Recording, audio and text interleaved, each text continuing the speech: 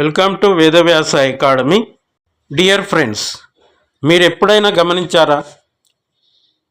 మీరు మీ ఫ్రెండ్స్తో ఏదైనా షూస్ లేదా మొబైల్ గురించి మాట్లాడితే వెంటనే మీ ఫేస్బుక్లో, ఇన్స్టాగ్రామ్లో దానికి సంబంధించిన యాడ్స్ కనిపిస్తాయి. ఇది కేవలం యాదృచ్ఛికమా, లేక మీ ఫోన్ మీ మాటలు వింటుందా? అసలు మన డేటా ప్రైవసీ ప్రమాదంలో ఉందా?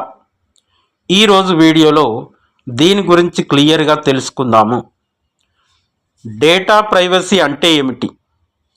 డేటా ప్రైవసీ అంటే కేవలం పాస్వర్డ్ దాచుకోవడం మాత్రమే కాదు.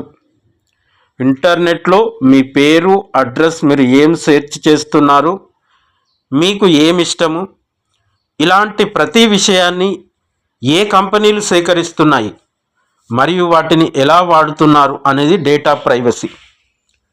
కంపెనీలు మన డేటాను ఎలా సేకరిస్తాయి? ఒకటి, కుకీస్. మీరు వెబ్సైట్ విజిట్ చేసినప్పుడు మీ అలవాట్లను ట్రాక్ చేస్తాయి. App permissions. అవసరం లేకపోయినా మీ కెమెరా, మైక్రోఫోన్, కాంటాక్ట్స్ పర్మిషన్స్ అడగడం. Free services.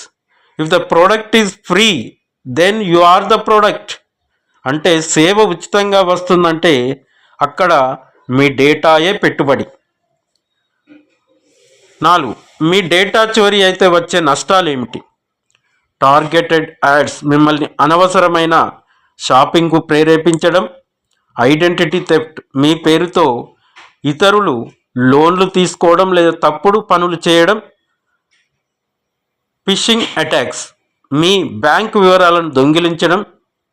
సో ఈ సెక్యూరిటీ టిప్స్ ఏ విధంగా ఇవి ఫాలో కావాలి? 2 ఫ్యాక్టర్ ఆర్ 2FA. ప్రతి అకౌంట్కు అదనపు సెక్యూరిటీ లేయర్ ఉంచండి.